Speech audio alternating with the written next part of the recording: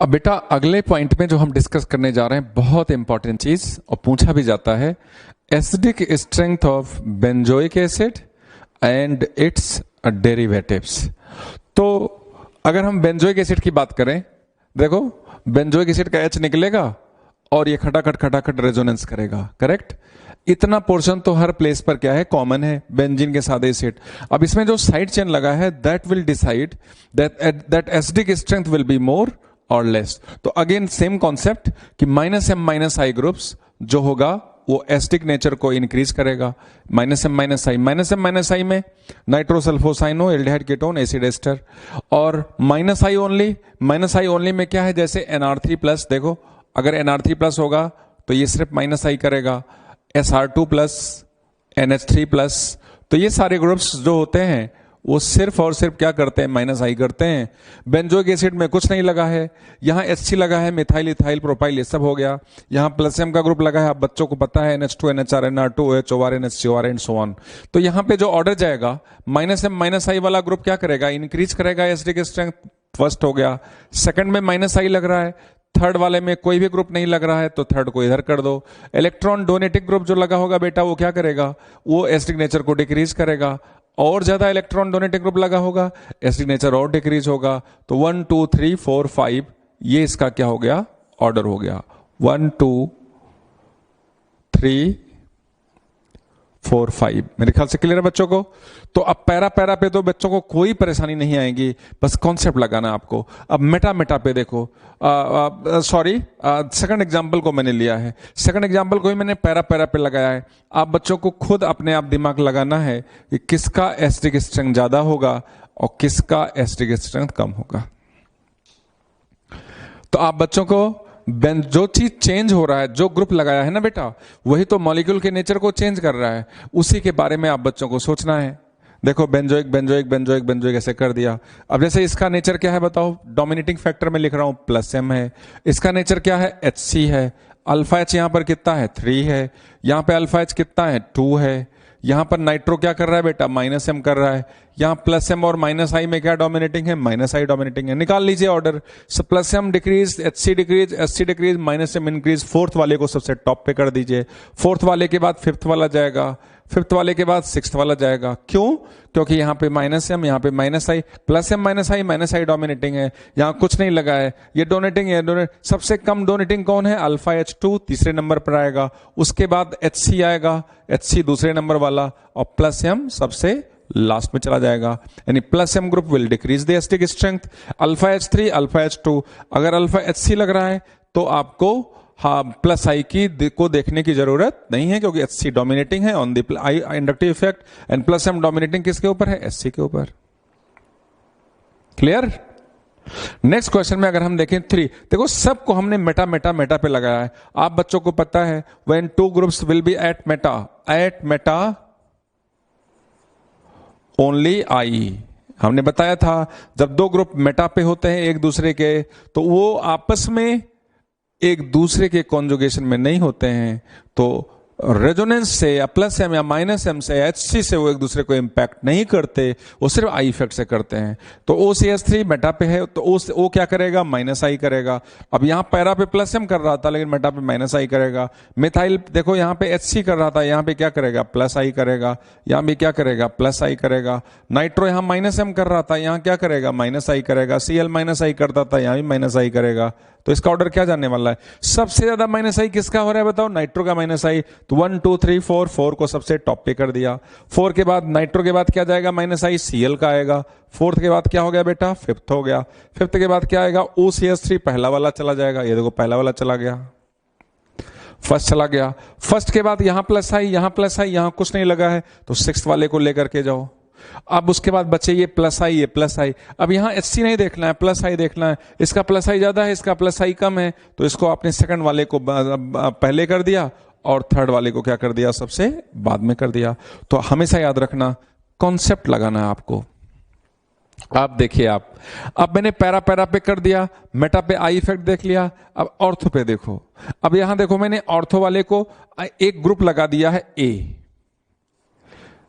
ए कुछ भी हो सकता है, तो ऑर्थो वाले को पहले कर दिया बेंजोइक एसिड से।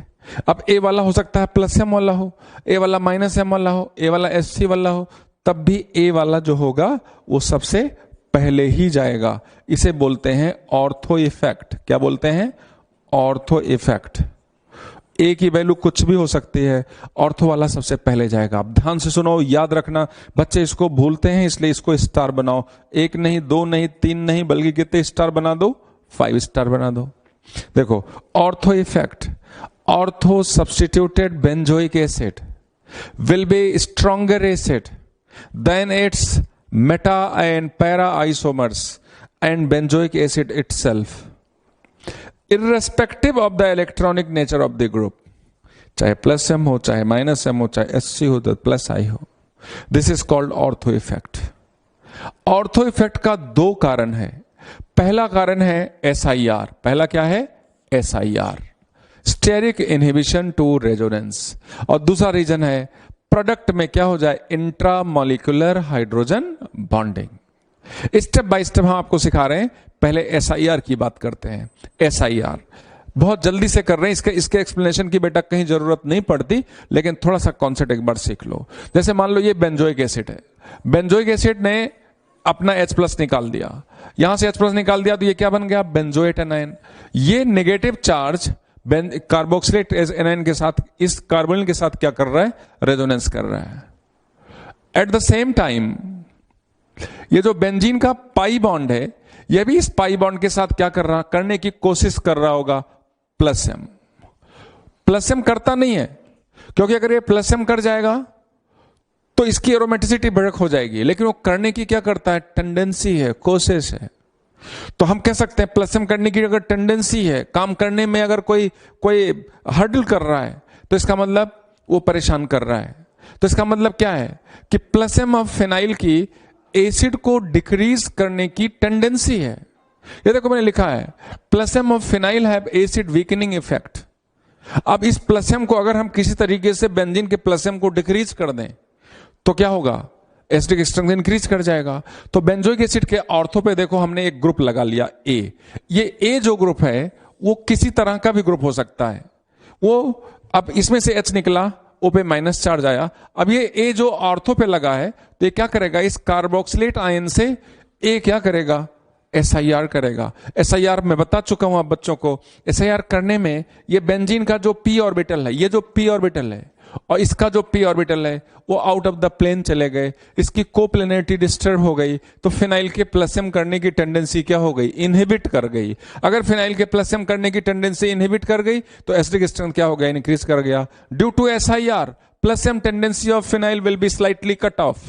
स्लाइटली कट ऑफ क्यों? वो डिपेंड करता है कितना आउट ऑफ द प्लेन गया है। छोटा ग्रुप होगा तो come out of the plane करेगा, बड़ा ग्रुप है तो ज्यादा आउट ऑफ द प्लेन करेगा। आप बच्चों को पता ही है कि SIR डायरेक्टली प्रोपोर्शनल टू किसके होता है? साइज के होता है। स्लाइटली कट ऑफ लिख दिया, hence acid weakening tendency of the phenyl decreases and acidic strength क्या हो गया? इंक्रीज कर गया। क्लियर? अब यहां अगर छोटा ग्रुप लगा होगा कम SIR होगा, बड़ा ग्रुप लगा होगा ज्यादा SIR होगा, ज्यादा SIR होगा ज्यादा प्लस एम करने की टेंडेंसी कम होगी, एसिडिक स्ट्रेंथ इंक्रीज करेगा। इसी को बोलते हैं SIR। आज तक कभी पूछा नहीं गया है, ना तो एडवांस ने पूछा है ना तो मेंस ने पूछा है। बस आप बच्चों को करना क्या है कि बेंजोइक एसिड के ऑर्थो पे कोई ग्रुप लगाओ, चुपचाप उसकी एसिडिक स्ट्रेंथ को क्या कर दो? टॉप पे कर दो, काम खत्म।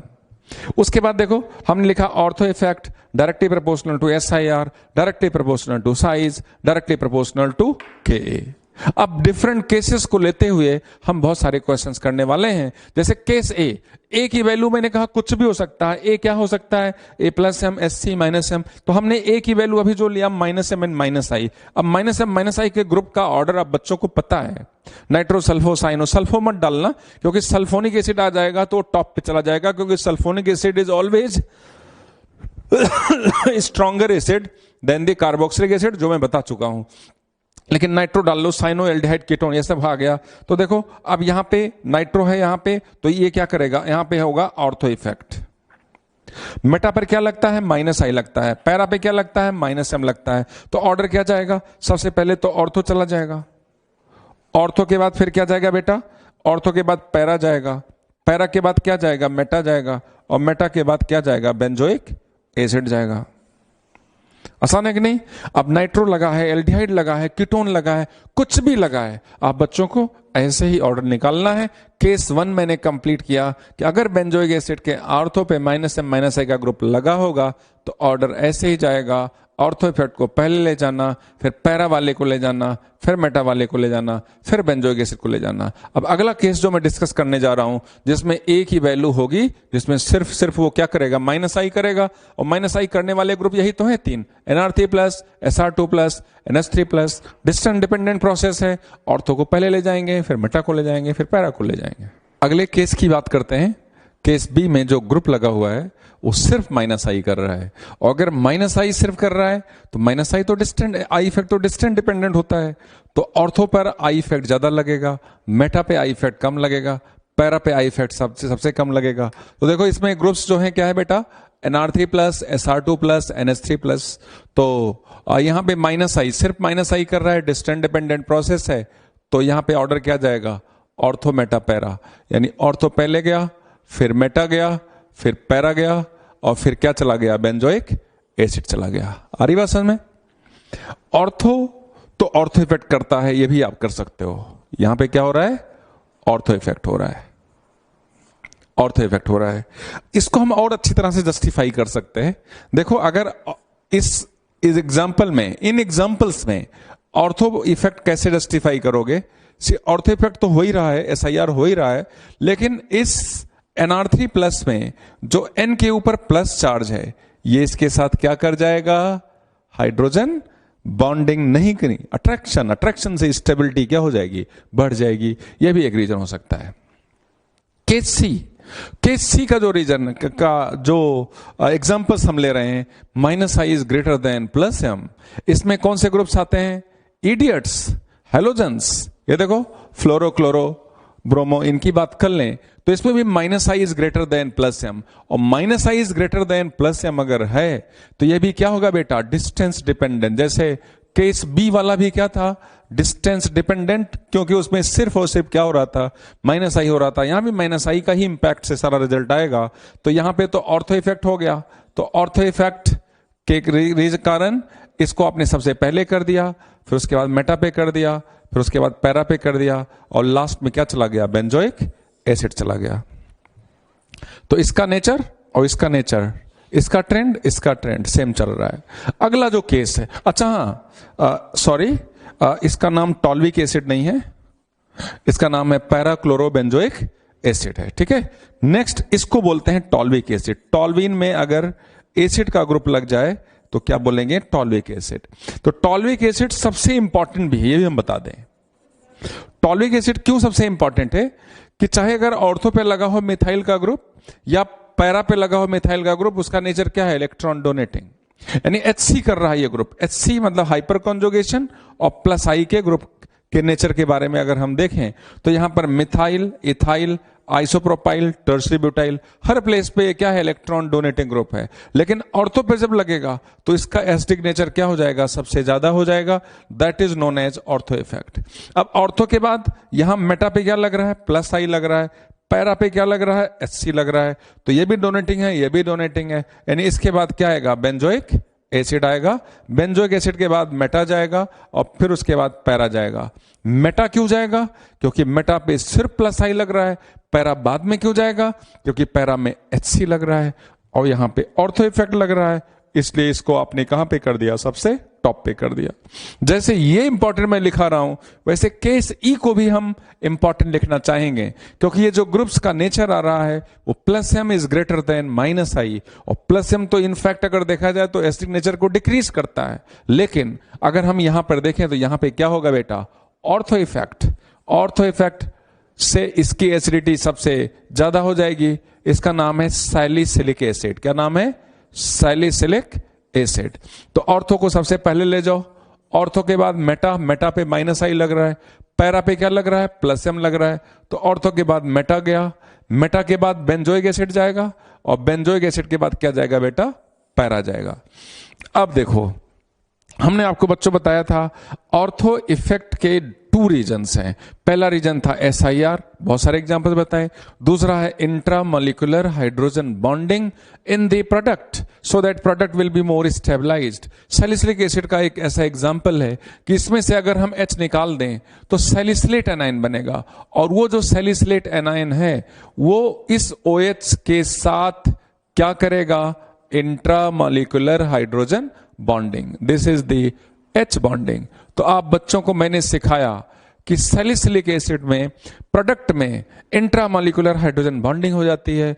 That is the reason product is more stabilized, so orthosalicylic acid will be the strongest acid than the meta, then the para and benzoic acid itself. तो इस तरीके से 5 केसेस की बात बच्चों हमने किया है।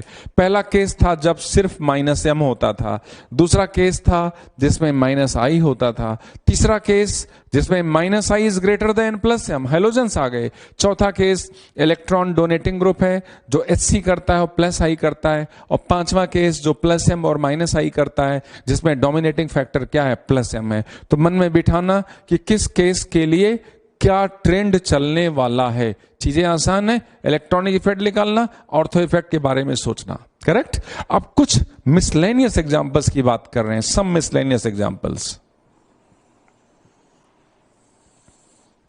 अब देखो, कभी कभी क्वेश्चन ऐसे दे दिया जाता है कि बेंजोइक एसिड के ऑर्थो पे ग्रुप ही ग्रुप लगा देते हैं, बहुत सारे ग्रुप लगा देते हैं, तो बच्चे तो कंफ्यूज हो जाएंगे, अब क्या करूं, ऑर्थो इफेक्ट कैसे लगाऊं। तो ऐसे केसेस जब आए तो आप बच्चों को सोचना है इलेक्ट्रॉनिक इफेक्ट। करेक्ट। हमने लिखा if all will show ortho effect then compare with electronic effect, यानी -M और -I से आप कंपेयर कर दो। जैसे देखो यहां पे हमने मिथाइल लगाया, यहां इथाइल लगाया, tertiary butyl, isopropyl, benzoic acid, size भी आप देख सकते हो। देखो हमने कहा था ortho effect directly proportional to SIR, SIR directly proportional to size. देखो इसका साइज बड़ा है, इसका साइज छोटा है, इसका साइज और छोटा हो गया, इसका साइज और छोटा हो गया। आप इसके साथ ही साथ इलेक्ट्रॉनिक इफेक्ट भी देख सकते हो। यहां पे अल्फा H कितना है? 3 है, और यहां पे अल्फा H कितना है? देखो 2 है, और यहां पे अल्फा H कितना है? 1 है, यहां पे 0 है,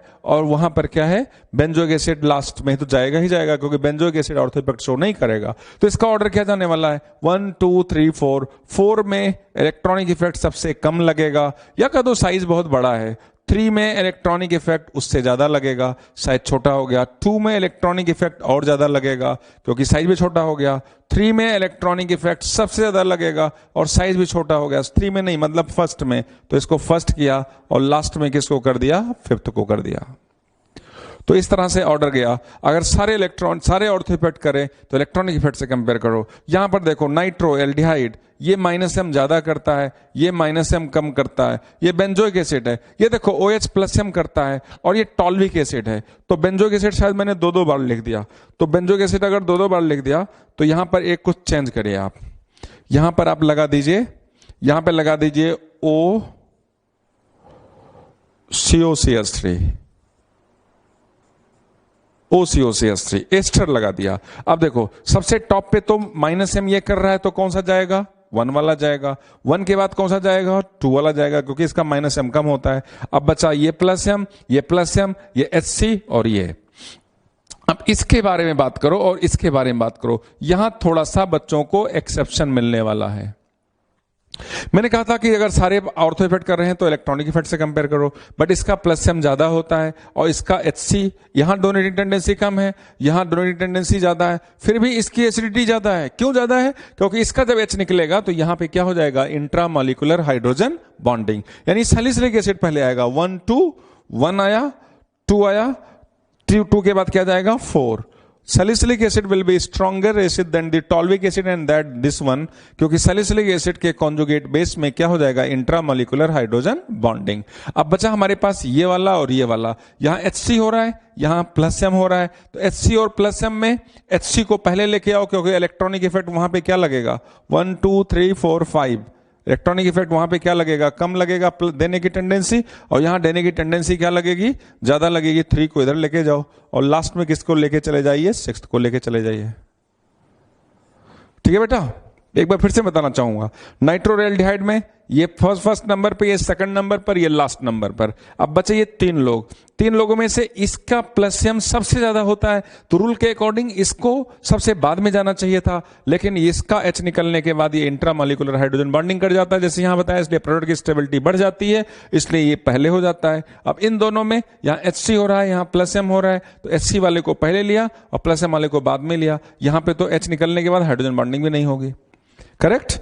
लास्ट एग्जांपल इस केस में देखिए, यहां दोनों साइड में OH लग गया है, यहां एक साइड में OH लगा है, मेटा पर क्या लगता है, माइनस आई लगता है, और यहां मेटा पे क्या लग रहा है, माइनस आई लग रहा है। यहां पे ऑर्थो इफेक्ट, यहां ऑर्थो इफेक्ट ज्यादा लगेगा। कैसे ज्यादा लगेगा, अगर इसमें से हम H निकाल दें तो इंट्रामॉलिक्यूलर हाइड्रोजन बॉन्डिंग की अगर हम बात करें बच्चों, ये देखो हाइब्रिड स्ट्रक्चर की बात करें तो माइनस हाफ दोनों साइड में, और OH यहां से भी अट्रैक्टेड रहेगा, OH इस डायरेक्शन से भी अट्रैक्टेड रहेगा, यानी यहां प्रोडक्ट की स्टेबिलिटी ज्यादा मिलेगी। तो थर्ड में पहले की एसिडिक स्ट्रेंथ सबसे ज्यादा, फिर सेकंड, फिर थर्ड, फिर फोर्थ, फिर फिफ्थ। कैसे पता, H निकालें, दोनों तरफ हाइड्रोजन बॉन्डिंग, H निकाला एक तरफ hydrogen bonding, no hydrogen bonding, but meta पर क्या लगेगा, माइनस आई लगेगा, सिंगल माइनस आई है, बेंजोइक एसिड है। इस तरह से कंप्लीटली हमने बेंजोइक एसिड और उसके डेरिवेटिव की बात की, इंक्लूडिंग ऑर्थो इफेक्ट। इस समय हम बात करने जा रहे हैं Ka of phenol and it's derivatives. पहली चीज, फिनॉल में ऑर्थो इफेक्ट नहीं लगेगा, क्योंकि फिनॉल में OH लगा हुआ है और OH किसी के साथ SIR नहीं करता। तो सबसे पहली चीज मैंने लिख दिया, no effect, no ortho effect in phenol. बाकी सारे केसेस वैसे ही चलेगा, माइनस एम माइनस आई वाला इंक्रीज करेगा, माइनस आई सिर्फ लगा होगा तो इससे कम इंक्रीज होगा, सादा वाला फिनॉल लगा होगा तो जैसा था वैसे ही रहेगा, HC वाला लगा होगा तो इलेक्ट्रॉन डोनेटिंग टेंडेंसी है तो ये क्या करेगा, एसिडिक नेचर को डिक्रीज करेगा, प्लस एम वाला ग्रुप लगा होगा तो एसिडिक नेचर क्या हो जाएगा, और डिक्रीज हो जाएगा। माइनस आई वाला इंक्रीज करेगा और माइनस एम वाला सबसे ज्यादा इंक्रीज करेगा। कुछ एग्जांपल्स डाला बेटा, फिनॉल मैंने कर दिया। ये नाइट्रो यहां पर क्या कर रहा है, माइनस एम कर रहा है, एल्डिहाइड यहां पर क्या कर रहा है, माइनस एम कर रहा है, Cl यहां पे क्या कर रहा है, माइनस आई कर रहा है, प्लस एम से डोमिनेटिंग माइनस आई है। यहां मिथाइल क्या कर रहा है, HC कर रहा है, यहां मिथाइल क्या कर रहा है, HC कर रहा है, यहां OH क्या कर रहा है, प्लस एम कर रहा है। तो ऑर्डर क्या जाएगा, इलेक्ट्रॉन अट्रैक्टिंग ग्रुप ज्यादा इंक्रीज करेगा। तो जिस तरह से मैंने लिखा है उसी तरह से क्या जाएगा, ऑर्डर भी जाएगा। 1 2 3 4 5 और 6 में 6 पहले आएगा और 5 बाद में जाएगा, 6 पहले आएगा और 5 बाद में जाएगा, और 7th जो है सबसे बाद में जाएगा। क्यों, क्योंकि यहां प्लस एम लग रहा है ना बेटा, और यहां पे HC करने वाले हाइड्रोजन कितने हैं, 2 है, और यहां HC करने वाले हाइड्रोजन कितने हैं, 3 है। मेटा पे ग्रुप लगा दिया तो केवल आई इफेक्ट आप बच्चों को देखना है। नाइट्रो यहां माइनस आई कर रहा है, ये भी यहां माइनस आई कर रहा है, ये भी माइनस आई कर रहा है, ये प्लस आई कर रहा है, इथाइल का प्लस आई ज्यादा है और OH का क्या हो गया, माइनस आई होगा। सबसे ज्यादा माइनस आई किसका है, नाइट्रो का है, नंबर 1 कर दिया, फिर एल्डिहाइड का है नंबर 2 कर दिया, फिर Cl का है नंबर 3 कर दिया, फिर 4 5 6 7, 7th को हमने, क्योंकि OH मेटा पे क्या करेगा, माइनस आई करेगा, फिर उसके बाद इसको किया हमने 4th नंबर फिनॉल को, और इसमें प्लस आई कम और इसमें प्लस आई ज्यादा, 6 को पहले कर दिया, 5 को बाद में कर दिया। Question number 4th, example number 4th जो है वो NCERT से है और इंपॉर्टेंट है। नाइट्रोफिनॉल, पैरानाइट्रोफिनॉल, ऑर्थोनाइट्रोफिनॉल और मेटानाइट्रोफिनॉल इंपॉर्टेंट भी है बेटा। इसमें अगर हम देखें तो यहां पे क्या लगता है, माइनस एम लगता है, यहां पे मेटा पर है माइनस आई लगेगा, यहां पे भी माइनस एम लगेगा, तो फिनॉल की सबसे बाद में हो जाएगी क्योंकि फिनॉल में कोई भी ग्रुप नहीं लगा है। सेकंड लास्ट में मेटा वाला जाएगा, क्यों, क्योंकि मेटा पर सिंपल माइनस आई लग रहा है। अब बहुत ध्यान से सुनना और कॉपी में लिख भी ले लेना, माइनस एम बराबर हो गया, यहां माइनस आई ज्यादा लगेगा, यहां माइनस आई कम के लगेगा, तो रूल के अकॉर्डिंग ऑर्थोनाइट्रोफिनॉल की एसिडिक स्ट्रेंथ पैरानाइट्रोफिनॉल से ज्यादा होनी चाहिए क्योंकि माइनस आई ज्यादा है। लेकिन माइनस आई ज्यादा होने के बावजूद इसका एसिडिक नेचर कम हो जाता है क्योंकि ऑर्थोनाइट्रोफिनॉल में H बॉन्डिंग होती है, उसका हाइड्रोजन, OH का हाइड्रोजन H बॉन्डिंग के कारण थोड़ा स्लो रेट से निकलता है, इसलिए पैरा वाले की एसिडिक स्ट्रेंथ ज्यादा हो जाती है, ऑर्थो वाले की एसिडिक स्ट्रेंथ कम हो जाती है, ऑर्थो नाइट्रोफेनॉल की एसिडिक स्ट्रेंथ कम होने का रीजन है intramolecular hydrogen bonding. Intra molecular hydrogen bonding. हमने नाइट्रो की प्लेस पे देखो क्या लगा दिया, एल्डिहाइड लगा दिया, सेम पोजीशन वही, नेचर वही, इसका भी ऑर्डर यही जाएगा। कीटोन होता तो उसका भी ऑर्डर यही जाता। ऑर्थोनाइट्रोफेनॉल is less acidic than the paranitrophenol due to intramolecular hydrogen bonding. Next question में देखो क्रिसॉल है, यहां पर HC कर रहा है, यहां पर प्लस आई कर रहा है, यहां पर HC कर रहा है। सबसे पहले क्या जाएगा, फिनॉल, क्योंकि फिनॉल में कोई HC नहीं हो रहा है, कोई डोनेटिंग ग्रुप नहीं लग रहा है। लेस डोनेटिंग मेटा पे प्लस आई मेटा, फिर उसके बाद ऑर्थो और पैरा पे HC इक्वल, पर प्लस आई यहां ज्यादा, प्लस आई यहां कम, इसलिए पैरा को हम पहले ले गए और ऑर्थो को कहां पर ले गए, बाद में लेकर के चले गए। फिर से फिनॉल को सबसे पहले, मेटा पर प्लस आई सिर्फ लग रहा है, यहां पर HC बराबर हो गया, प्लस आई यहां ज्यादा है, प्लस आई यहां कम है, डिस्टेंस डिपेंडेंट प्रोसेस, तो इसको आपने पहले किया, उसको आपने बाद किया। अगला question, Cl plus M minus I dominating क्या है, माइनस आई डोमिनेटिंग क्या है, माइनस आई डोमिनेटिंग क्या है, माइनस आई। डिस्टेंस डिपेंडेंट प्रोसेस, पहले ऑर्थो गया, फिर मेटा गया, फिर पैरा गया, फिर क्या गया, फिनॉल गया। तो बहुत ही आसान है, आप बिल्कुल टेंशन मत लेना। कुछ मिसलेनियस एग्जांपल्स, एसिड्स और always stronger acid, carboxylic acid is stronger acid than the picric acid. Picric acid का फॉर्मूला पता होना चाहिए, 2,4,6 ट्राई नाइट्रोफेनॉल, फिर डाई नाइट्रोफेनॉल, 2 -M का ग्रुप लगा है। पैरानाइट्रोफेनॉल, ऑर्थोनाइट्रोफेनॉल में हाइड्रोजन बॉन्डिंग हो जाएगी, फिर मेटानाइट्रोफेनॉल में सिर्फ माइनस आई लगेगा, तो इसको हमने बात कर दिया। अल्फा नेप्थॉल बीटा नेप्थॉल में अल्फा नेप्थॉल को पहले कर देना, बीटा नेप्थॉल को बाद में कर देना, क्योंकि इसमें H निकालने के बाद अल्फा नेप्थॉक्साइड के 10 RS मिलेंगे, मैंने सिखाया था आपको। इसमें H निकालने के बाद बीटा नेप्थॉक्साइड आयन के 9 RS आप बच्चों को मिलेंगे। ये देखो यहां पे जो RS मिलेंगे वो 9 RS मिलेंगे, और इसमें जब RS मिलेंगे 10 RS मिलेंगे, मैंने आप बच्चों को सिखाया है। अगला क्वेश्चन अगर बात करें मिसलेनियस एग्जांपल्स में, ये देखो मिथाइल नाइट्रो यहां -M कर रहा है, और ये मिथाइल यहां पर क्या कर रहा है, HC कर रहा है, लेकिन यहां पे मिथाइल को मैंने मेटा पे लगाया और नाइट्रो के साथ मिथाइल लगाया, तो यहां पे ये क्या करेगा, SIR करने से नाइट्रो की नाइट्रो का -M का नेचर क्या हो गया, कम हो गया। अगर -M का नेचर कम हो गया, इसकी एसिडिटी ज्यादा, इसकी एसिडिटी कम। यहां पे देखें, यहां CN लगा दिया, CN sp हाइब्रिडाइज्ड है। हमने बताया था कि CN SIR नहीं करता, नो SIR।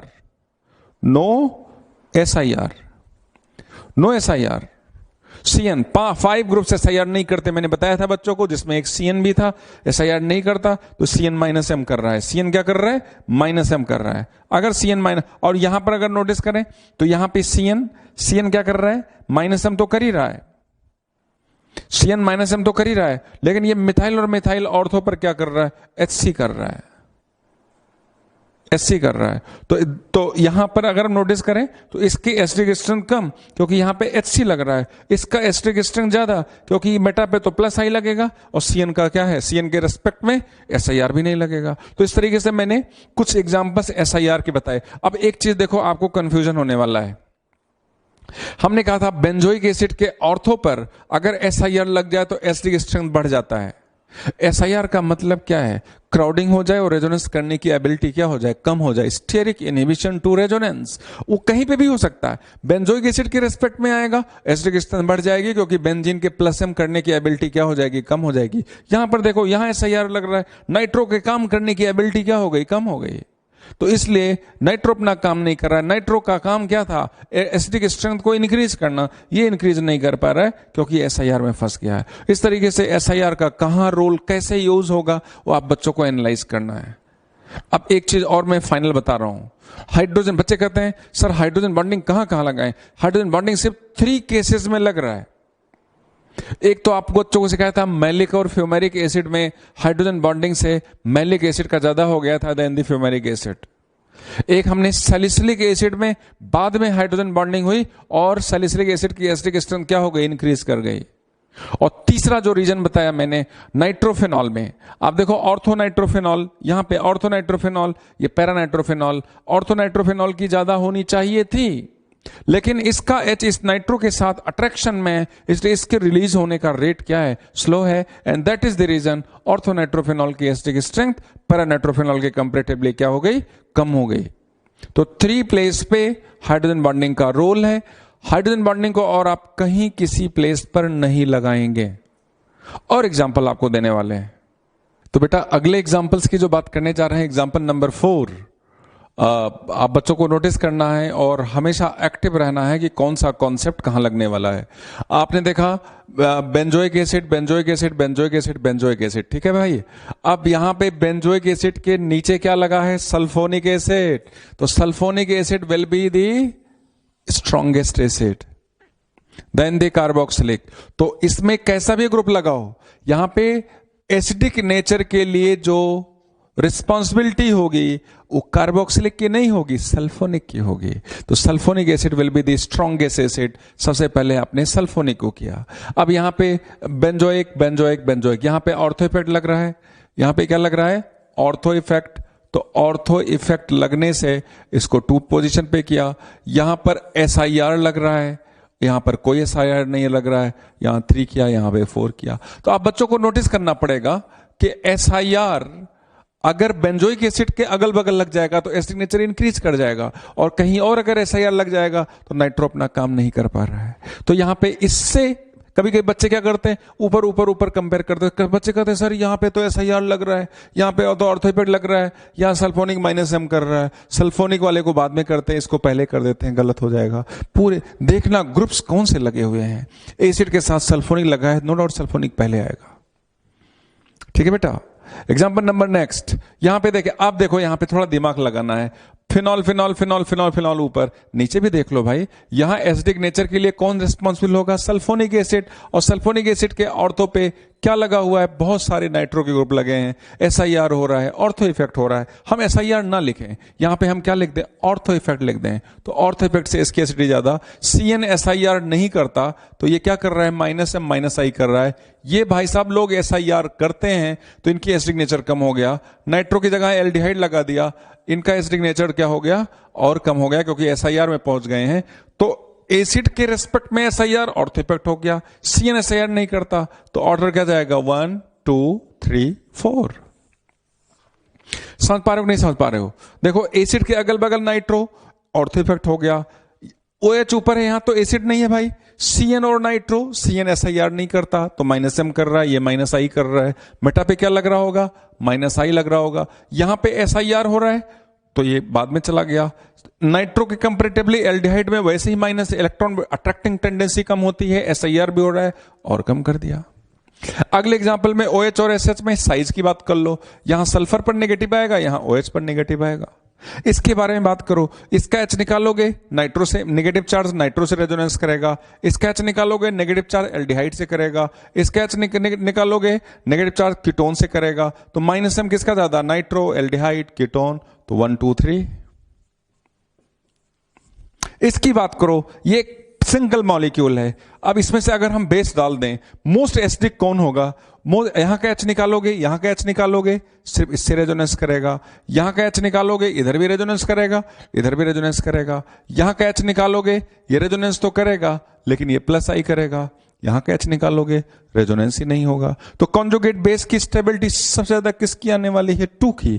2 के बाद किसकी आने वाली है, 1 की। 1 के बाद 3 की, और 3 के बाद किसकी बेटा, 4 की। सिंपल कॉन्जुगेट बेस की स्टेबिलिटी देखना है। यहां पे देखो, इसका H निकालोगे, कीटोन है, लेफ्ट दोनों तरफ रेजोनेंस करेगा, नेगेटिव चार्ज दोनों तरफ रेजोनेंस करेगा। इसका H निकालोगे, नेगेटिव चार्ज दोनों तरफ रेजोनेंस करेगा। इसका H निकालोगे, नेगेटिव चार्ज दोनों तरफ रेजोनेंस करेगा। इसका H निकालोगे, नेगेटिव चार्ज एक ही तरफ रेजोनेंस करेगा। तो 1 2 3 4, फोर्थ को सबसे लास्ट में लेके चले जाओ। अब यहां पे अगल बगल में क्या है, एल्डिहाइड है, अगल बगल कीटोन है, यहां अगल बगल एल्डिहाइड है। 2 को टॉप पे लेके जाओ, 1 को बाद में लेके जाओ, 3 को बीच में लेके जाओ। क्यों? क्योंकि इसका -M कम होता है। देख लो, इन्हीं के रेस्पेक्ट में आप बच्चों को सोचना है। नेगेटिव चार्ज तो बीच में आया, नेगेटिव चार्ज यहीं पर आएगा, तो ये जो नेगेटिव चार्ज है यहां कीटोन से स्टेबलाइज्ड होगा, यहां एल्डिहाइड से स्टेबलाइज होगा। यहां एक तरफ कीटोन है, एक तरफ एस्टर है, और वहां एक्सटेंट ऑफ रेजोनेंस कम है। समझ रहे हो नहीं समझ रहे हो?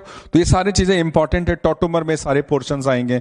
यहां कैच निकालोगे एरोमेटिक हो जाएगा 5Rs, यहां कैच निकालोगे इक्विवेलेंट रेजोनेटिंग स्ट्रक्चर्स नहीं बनेंगे, इस कैच निकालोगे एंटी एरोमेटिक हो जाएगा, तो इसका ऑर्डर जाएगा 1 2 3। ठीक, तो इस तरीके से बच्चों को कुछ और मैंने इन सब सारी चीजों के बारे में बताया। अब एक नया चीज बताने जा रहे हैं, Ka of cationic species. Cationic species में क्या होगा, जिस एटम पर पॉजिटिव चार्ज स्टेबलाइज्ड होगा वो एच नहीं निकालेगा, स्लो रेट से निकालेगा, और जिस पे डिस्टेबलाइज्ड होगा वो जल्दी से निकाल देगा। अब पॉजिटिव चार्ज को स्टेबलाइज करने का कॉन्सेप्ट क्या है, electron donating group positive charge को स्टेबलाइज करते हैं, इलेक्ट्रॉन अट्रैक्टिंग ग्रुप डिस्टेबलाइज करते हैं। तो वही तो हुआ कि पॉजिटिव चार्ज क्या करेगा, पॉजिटिव अगर इलेक्ट्रॉन डोनेटिंग ग्रुप होगा तो एसिडिक स्ट्रेंथ को डिक्रीज करेगा, और अट्रैक्टिंग ग्रुप होगा तो एसिडिक स्ट्रेंथ को इंक्रीज करेगा। यहां पर O पर प्लस है, न्यूट्रल है, N पे प्लस है, N न्यूट्रल है, तब O प्लस और N plus is unstable. Positive charge more electronegative atom पे ज्यादा स्टेबल, लेस इलेक्ट्रोनेगेटिव, गलत बोल गया, positive charge less electronegative atom पे ज्यादा स्टेबल, मोर इलेक्ट्रोनेगेटिव एटम पे लेस स्टेबल। तो O पर पॉजिटिव चार्ज लेस स्टेबल है, N पे पॉजिटिव चार्ज ज्यादा स्टेबल है। O और N में तो पहले 1 जाएगा और फिर 3 जाएगा, वाटर और अमोनिया में 2 जाएगा और 2 के बाद 4 जाएगा। क्यों? क्योंकि यहां का H निकालोगे O पे नेगेटिव आएगा, यहां का H निकालोगे N पे नेगेटिव आएगा। यहां पर आप देख लें N पे प्लस O पे plus, O plus highly unstable, 3 जल्दी से वाटर H प्लस निकालेगा, N प्लस ये देखो प्लस आई कर रहा है, ये से स्टेबलाइज कर रहा है, तो 2 पहले आएगा और 1 कहां होगा बेटा, बाद में जाएगा। इसमें देखो आप, ये एनिलीनियम आयन है, लेफ्ट राइट से प्लस आई हो रहा है, ये माइनस M हो रहा है, ये Hc हो रहा है, ये प्लस M हो रहा है। तो पॉजिटिव चार्ज को सबसे ज्यादा डिस्टेबलाइज कौन कर रहा है, नाइट्रो। तो सेकंड को आपने पहले ले गया, सेकंड के बाद फिर आप किसको लेकर के जाओगे, यहां डोनेटिंग, यहां प्लस आई लग रहा है, फर्स्ट एग्जांपल पहले जाएगा, फर्स्ट के बाद Hc थर्ड वाला जाएगा, फिर उसके बाद फोर्थ जाएगा। यहां पर देखें, इसका H निकालोगे लोन पेयर आएगा, रेजोनेंस करेगा, इसका H निकालोगे लोन पेयर आएगा, रेजोनेंस नहीं करेगा, इसका H निकालोगे जो लोन पेयर आएगा वो एरोमेटिक बन जाएगा। ये देखो ये पायरॉल बन गया, और the moment it will give pyrrole, lone pair will be resonance stabilised, और एरोमेटिसिटी इसकी वापस आ जाएगी। तो मोस्ट एसिडिक कौन सा होगा, थर्ड वाला, थर्ड के बाद क्या जाएगा, फर्स्ट वाला, फर्स्ट के बाद क्या जाएगा, सेकंड वाला। एक बार फिर से सुनिए, और रीजन भी आप कॉपी जरूर कर रहे होगे। थर्ड से H निकालोगे, लोन पेयर रेजोनेंस करेगा, इसका H निकालोगे यहां से H प्लस निकालोगे, एनिलीनियम आयन बनेगा, लोन पेयर रेजोनेंस करना शुरू करेगा। तो यहां का लोन पेयर एरोमेटिसिटी के लिए रिस्पॉन्सिबल नहीं है, बट यहां का लोन पेयर एरोमेटिसिटी के लिए रिस्पॉन्सिबल है, इसलिए इस यहां से H निकलने की टेंडेंसी फास्ट है, यहां से H निकलने की टेंडेंसी स्लो है। और इसका अगर H निकालोगे तो पिरिडीन बनेगा, जिसका लोन पेयर रेजोनेंस में इन्वॉल्व नहीं है, कोई मतलब नहीं है, चाहे पॉजिटिव चार्ज रहे या लोन पेयर रहे, पहले भी रेजोनेंस कर रहा है, बाद में भी रेजोनेंस कर रहा होगा। तो इसका ऑर्डर ऐसे क्या। लास्ट क्वेश्चन बेटा, लास्ट क्वेश्चन में देखो, इसी NH2 प्लस में ये देखो, ये प्लस M कर रहा है, ये भी प्लस M कर रहा है। प्लस M वाला ग्रुप क्या करता है, एसिडिक नेचर को डिक्रीज करता है। यहां पे देखो Hc हो रहा है, यहां पे Hc हो रहा है, कम डिक्रीज हो रहा है, यहां पे Hc हो रहा है और यहां पे प्लस M हो रहा है, लेकिन लोन पेयर इधर भी रेजोनेंस कर सकता है, लोन पेयर इधर भी रेजोनेंस कर सकता है। हम कह सकते हैं ये लोन पेयर कैसे है, क्रॉस में है। यहां की बात करो, ये तो यहां पे Hc कर रहा है बेटा, और यहां पर ये तो क्या कर रहा है, प्लस M कर रहा है, NH4 तरह से है। तो सबसे लीस्ट डोनेटिंग टेंडेंसी कहां है, सेकंड में। तो सेकंड की एसिडिटी क्या होगी, सबसे ज्यादा। सेकंड के बाद अगर नोटिस करो कि इसमें और इसमें प्लस M करने की टेंडेंसी सबसे ज्यादा है, और इसमें प्लस M करने की टेंडेंसी इधर भी है और इधर भी है। मिथाइल दोनों प्लेस पर क्या हो गया, कॉमन हो गया। तो यहां प्लस M इधर भी हो सकता है, इधर भी हो सकता है, यानी कि ये क्रॉस में चला गया। तो इसकी स्टेबिलिटी क्या आएगी, कम आएगी, रेजोनेंस स्टेबिलिटी कम आएगी। तो 2 के बाद क्या चला जाएगा, 3, और 3 के बाद 4, और यहां पे दोनों साइड से प्लस M हो रहा है, इसलिए इसमें डोनेटिंग टेंडेंसी ज्यादा है, इसलिए H प्लस के निकलने का रेट क्या हो गया, कम हो गया। ठीक है बेटा। तो कैटायन के केस में आप हमेशा याद रखो कि जब भी कैटायनिक स्पीसीज होगा तो उसमें सेम कॉन्सेप्ट लगाना। इलेक्ट्रॉन डोनेटिंग ग्रुप जो होगा एसिडिक नेचर को डिक्रीज करेगा, इलेक्ट्रॉन अट्रैक्टिंग ग्रुप जो होगा एसिडिक नेचर को क्या करेगा, इंक्रीज करेगा। और लेस इलेक्ट्रोनेगेटिव पे पॉजिटिव चार्ज ज्यादा स्टेबल होगा तो H के निकलने का टेंडेंसी स्लो हो जाएगी। मोर इलेक्ट्रोनेगेटिव एटम पे पॉजिटिव चार्ज लेस स्टेबल होगा तो H के निकलने की टेंडेंसी इंक्रीज कर जाएगी। तो इसको आपने ऐसे किया, फिर यहाँ पे प्लस आई था, फिर यहाँ पे आपने देखा प्लस आई था, यहाँ माइनस एम था, यहाँ HC था, यहाँ प्लस एम था।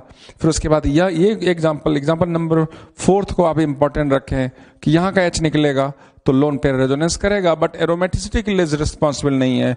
यहाँ का H निकलेगा तो लोन पेयर वापस आएगा लेकिन ये लोन पेयर रेजोनेंस नहीं करेगा, बट एरोमेटिक तो ये हो ही रहा है, पहले से ही है। लेकिन इसका जब H निकलेगा तो जो लोन पेयर वापस आएगा that will be the responsible for aromaticity. तो H के निकलने का रेट यहाँ पे सबसे फास्टेस्ट हो जाता है। बाकी इसी रिस्पेक्ट में यहाँ देखा यार डबल प्लस एम है, कम हो गया, सबसे कम हो गया। डबल HC है, सबसे टॉप पे चला गया। मिथाइल मिथाइल हर जगह कॉमन है। यहाँ पे लोन पेयर ज्यादा रेजोनेंस कर रहा है, यहाँ पे लोन पेयर इधर भी कर रहा है, इधर भी कर रहा है। तो यहाँ पे डोनेटिंग टेंडेंसी ज्यादा है तो एसिडिक नेचर इसका कम हो गया, इसका एसिडिक नेचर ज्यादा हो गया। इस तरीके से हमने एसिडिक स्ट्रेंथ कंप्लीट हर एस्पेक्ट से लेकर के हर एक टाइप के एग्जांपल्स को लेते हुए खत्म किया है। होप आपको समझ में आया होगा। तो बेटा एसिड बेस रिएक्शन में एक छोटा सा रिएक्शन आप बच्चों को सिखाते हैं। कभी कभी इस तरह की प्रॉब्लम दी जाती है, एक कंपाउंड दे देते हैं, उसमें बहुत सारे एसिडिक ग्रुप लगे होते हैं, ठीक है, और उनका हमें बेस के साथ रिएक्शन करा होना होता है।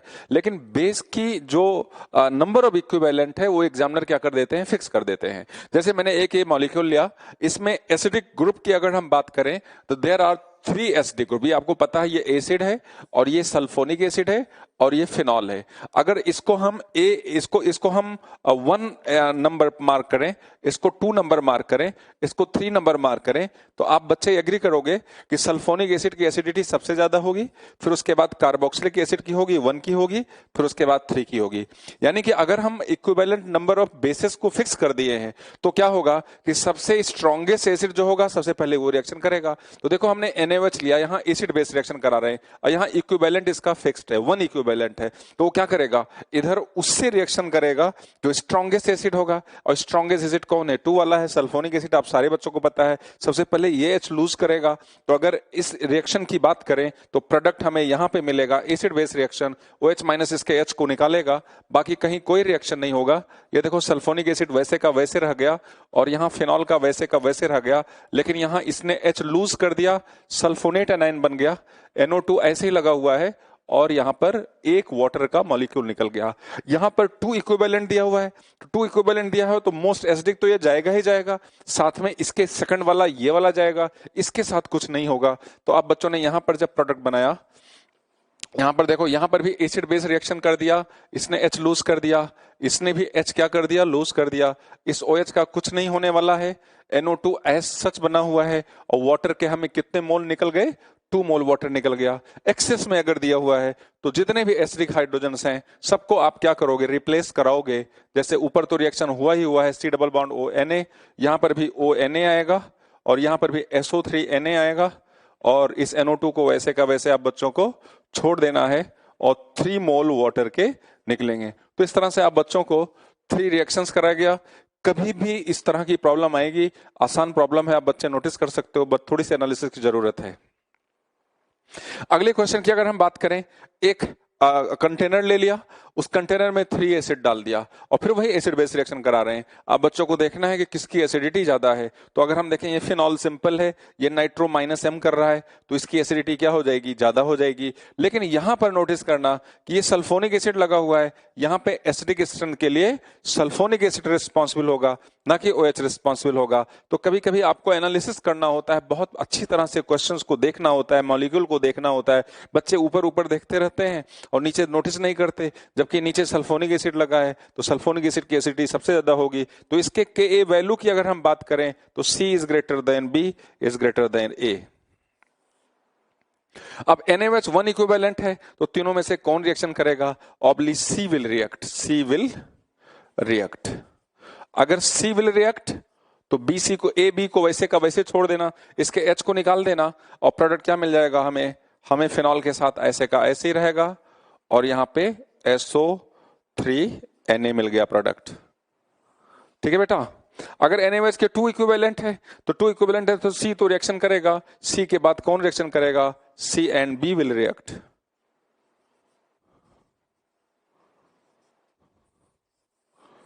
और अगर हमारे पास एक्सेस में है, कोई मतलब ही नहीं है, एक्सेस में है, तो जितने भी एसिडिक हाइड्रोजन है सारे एसिडिक हाइड्रोजन निकलेंगे, इसका भी जाएगा, इसका भी जाएगा और इसका भी जाएगा, यानी कि हमें यहाँ पे A B and C will react. तो इस तरह से हमने आप बच्चों को एक कॉन्सेप्ट सिखाया, क्या, जब नंबर ऑफ इक्विवेलेंट फिक्स करेंगे तब कौन सा एसिडिक हाइड्रोजन निकलेगा, और टाइम टू टाइम इस कॉन्सेप्ट को आप बच्चे क्या करने वाले हो, अप्लाई करने वाले हो। तो बच्चों आज हम नया टॉपिक पढ़ाने जा रहे हैं after the completion of acids, that is bases. तो देखो भाई, बेस क्या होते हैं, सबसे पहले हमें यह पता होना चाहिए, अगर कोई भी donor atom share its non bonding electrons to H plus is called base and process is known as basicity. Correct? अब बेस होने के लिए जरूरी है कि उसके पास या तो नेगेटिव चार्ज हो या तो इसके पास क्या हो, लोन पेयर हो। तो आप देखते हैं पीरियोडिक टेबल में, देखो बॉन्ड बनाने वाले जो एटम्स है ना बेटा, वो सारे के सारे एटम्स कहां हैं, पीरियोडिक टेबल में है। तो पीरियोडिक टेबल का आइडिया हमें है। अब जैसे कोई बोले बताओ ग्रुप 14 में मीथेन मॉलिक्यूल आता है, क्या यह बेस होगा, आंसर है नो। ग्रुप 15 में अमोनिया आता है, फास्फीन आता है, सबके पास लोन पेयर है। अगर लोन पेयर है तो दे आर बेसेस। ग्रुप 16 में वाटर H2S लोन पेयर है। ग्रुप 17 में F minus, Cl minus, Br minus, तो जिनके पास लोन पेयर हो या जिनके पास नेगेटिव चार्ज हो वो क्या कहलाते हैं, बेसेस कहलाते हैं। तो बेस क्या होते हैं, any donor atom which shared its non-bonding electrons, any donor atom which shared its non-bonding electron, negative या lone pair to H plus is called bases. अब बेस को कैसे, किस स्केल से हम बेस को जस्टिफाई करेंगे, मेजरमेंट करेंगे। तो एसिड को तो हमने सिखाया था कि आप बच्चों ने Ka से मेजरमेंट करोगे। आपने कहा था एसिडिक स्ट्रेंथ ज्यादा तो Ka ज्यादा, डिसोसिएशन कांस्टेंट ऑफ एसिड ज्यादा, और Pk के inversely proportional. In this same way ionic equilibrium में आप डिटेल में पढ़ोगे, मैं उस लेवल पे नई स्ट्रेंथ पे नहीं जा रहा हूं। जो बेस को रिलेट करता है उसे बोलते हैं Kb, यानी basic strength directly proportional to Kb। वहां Ka था, यहां Kb। Kb क्या होता है, association constant of acid, association constant of, sorry, association constant of base. जैसे मान लो कोई अगर बेस है B माइनस या B लोन पेयर के फॉर्म में, ये अपना इलेक्ट्रॉन अगर H प्लस को दे दे तो इसे हम क्या बोलेंगे, बेस बोलेंगे। नेगेटिव ने इलेक्ट्रॉन दे दिया तो क्या बना लेगा बेटा, BH। और अगर लोन पेयर ने अपना इलेक्ट्रॉन दे दिया तो कोऑर्डिनेट बॉन्ड बनता है, डोनर पे प्लस चार्ज आ जाएगा और लेने वाले पे कौन सा चार्ज आएगा, नेगेटिव चार्ज आ जाएगा, तो क्या बन जाएगा, न्यूट्रल बन जाएगा। आ रही बात समझ में? तो ये बेस हो गया। और बेस अपना इलेक्ट्रॉन अगर H प्लस को दे दे तो क्या बन जाता है, एसिड बन जाता है। और बेस और एसिड के बीच में सिंगल H प्लस का अंतर हो तो उसे बोलते हैं कॉन्जुगेट। एनीवे इसको हम आगे बढ़ाएंगे, तो इसको हम Kb से रिप्रेजेंट करते हैं, और Kb inversely proportional to Pkb, ionic में पढ़ोगे आप। अब देखो, अब हमें लोगों को तो क्वेश्चन कैसे करना है, किस पैरामीटर पे क्वेश्चन करना है, हमें पूछा जाएगा बेसिक स्ट्रेंथ का ऑर्डर। हमेशा याद रखना, हमने बताया है आपको, वो रिएक्शन फास्ट होता है जिसका प्रोडक्ट स्टेबल होता है, करेक्ट। तो वो बेस स्ट्रॉन्ग बेस होगा जो H प्लस से स्ट्रॉन्ग बॉन्ड बनाए, यानी कि उसका जो प्रोडक्ट होगा वो स्टेबल होगा, यानी उसका प्रोडक्ट यानी कि कॉन्जुगेट एसिड जो होगा वो क्या होगा, वीक होगा। देखो मैं क्या कहना चाह रहा हूं, ये बेस है, इसने अपना इलेक्ट्रॉन H प्लस को दिया तो एसिड बन गया। स्ट्रॉन्ग बेस वो है जो H प्लस से स्ट्रॉन्ग बॉन्ड बनाए, स्ट्रॉन्ग बॉन्ड बनाएगा। अगर ये प्रोडक्ट स्ट्रॉन्ग बॉन्ड बनाएगा तो इससे H के निकलने का जो रेट होगा वो स्लो होगा, यानी कि जो एसिड बनेगा बेटा वो वीक एसिड होगा। तो कहते हैं स्ट्रॉन्ग बेस का जो कॉन्जुगेट एसिड होगा वो वीक होगा, और जो वीक बेस होगा वो H प्लस से वीक बॉन्ड बनाएगा। अगर वो H प्लस से वीक बॉन्ड बनाएगा तो उसका जो एसिड है वो H+ जल्दी से निकाल देगा। यानी कि वीक बेस का कॉन्जुगेट एसिड स्ट्रांग होगा और स्ट्रांग बेस का कॉन्जुगेट एसिड वीक होगा। तो हमने आप बच्चों को जो बताया, जो समझाया, वही लिखा है यहां पर। Strong base will be those which form a stronger bond with H+. That is, its product will be more stable. Product क्या है? Conjugate acid will be weak. Conjugate acid will be weak का मतलब क्या होता है? हमने कहा था strong acid वो होता है जो H+ जल्दी से निकाल दे। H+ से जल्दी कौन निकालेगा? H+ को कौन निकालेगा? जिसका बॉन्ड वीक होगा। लेकिन स्ट्रॉन्ग बेस है, वो तो H+ से स्ट्रॉन्ग बॉन्ड बनाया है। स्ट्रॉन्ग बॉन्ड बनाया है तो H+ के निकलने की टेंडेंसी क्या हो जाएगी? स्लो हो जाएगी। इसलिए उसका प्रोडक्ट यानी कि कॉन्जुगेट एसिड क्या हो जाएगा? वीक हो जाएगा। और अब एक स्टेटमेंट आप बच्चों को पहले बताया था, stronger base will have weaker conjugate acid and weaker base will have stronger conjugate acid and vice versa.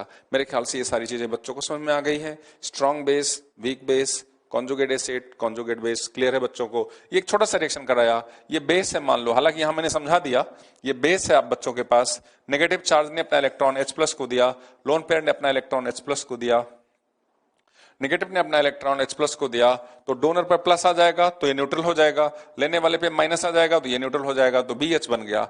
Lone pair ने अपना इलेक्ट्रॉन H+ को दे दिया तो लोन पेयर डोनर पे कौन सा चार्ज आ गया? प्लस चार्ज आ गया, कोऑर्डिनेट बॉन्ड बन गया।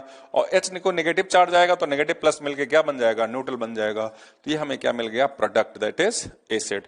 और ये क्या था? बेस। और ऐसे एसिड बेस रिएक्शन जिसमें सिंगल H+ का डिफरेंस हो उसे हम क्या बोलते हैं?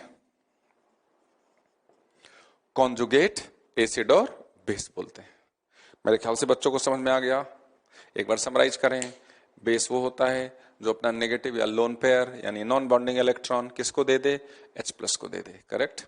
स्ट्रॉन्ग बेस वो होगा जो H+ से स्ट्रॉन्ग बॉन्ड बनाए। वीक बेस वो होगा जो H+ से वीक बॉन्ड बनाए। तो स्ट्रॉन्ग बेस का कॉन्जुगेट एसिड वीक होगा, वीक बेस का कॉन्जुगेट एसिड स्ट्रॉन्ग होगा एंड वाइस वर्सा, करेक्ट। अब देखो, अब हम लोग पीरियोडिक टेबल में एंटर करो। पीरियोडिक टेबल में ही सारे एटम्स हैं, तो आप बच्चों को देखना है। पीरियोडिक टेबल में एंटर करने से पहले हम एक चीज बात कर लें कि ऐसे कौन से फैक्टर्स हैं जो बेसिसिटी को इफेक्ट करते हैं।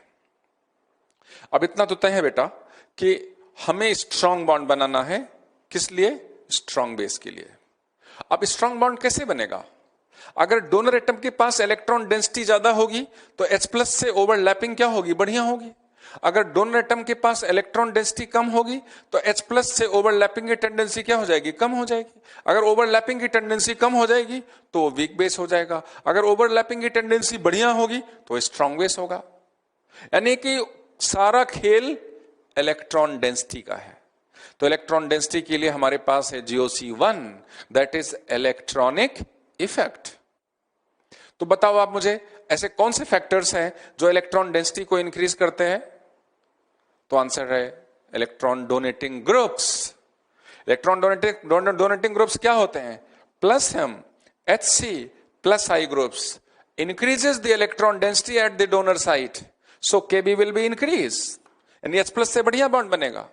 उल्टा आप खींच रहे हो इलेक्ट्रॉन, बेचारे का वो बॉन्ड बनाना चाहता है H+ से, आप उससे इलेक्ट्रॉन खींच ले रहे हो, उसका बेचारे का जो कुछ है उसका इलेक्ट्रॉन वो भी ले रहे हो, तो H+ से क्या बॉन्ड बनेगा? तो वो इलेक्ट्रॉन अट्रैक्टिंग ग्रुप्स क्या होते हैं? -M। डोनर का इलेक्ट्रॉन जो H+ से बॉन्ड बनाने जा रहा है, पता चला कि वो खेल रेजोनेंस करने में बैठ गया, तो रेजोनेंस करने में अगर इन्वॉल्व हो गया है तो उसका लोन पेयर, उसका इलेक्ट्रॉन डिस्पर्स हो जाएगा। अगर इलेक्ट्रॉन डिस्पर्स हो जाएगा तो इलेक्ट्रॉन डेंसिटी डोनर एटम पे क्या हो जाएगी? कम हो जाएगी। तो -M वाला ग्रुप रेजोनेंस वाला फैक्टर, डोनर में लिखा है रेजोनेंस ऑफ डोनर इलेक्ट्रॉन, और -I ग्रुप्स डोनर साइड पे इलेक्ट्रॉन डेंसिटी को कम कर देगा। इसलिए बेसिक नेचर क्या हो जाएगा? कम हो जाएगा। तो बच्चों को याद रखना है, इसी से आप बच्चों को क्वेश्चन सॉल्व होगा। बाकी ये सब तो नाटक है, तो सबको पता है, तो बेसिक इंट्रोडक्टरी पार्ट है। KB PKB आप बच्चों को सबको पता है। तो अब हम लोग स्टेप बाय स्टेप बात करेंगे। पहले पीरियोडिक टेबल की बात करेंगे कि पीरियोडिक टेबल में जब हम चलेंगे लेफ्ट टू राइट जाएंगे तब क्या होगा, टॉप टू बॉटम आएंगे तब क्या होगा, बेसिक स्ट्रेंथ कैसे इंक्रीज करेगा या डिक्रीज करेगा। उसके बाद अमाइंस की बात करेंगे। धीरे धीरे इस तरीके से बेसिसिटी, जो बहुत ही आसान टॉपिक है लेकिन इंपॉर्टेंट है, हम लोग डिस्कस कर लेंगे।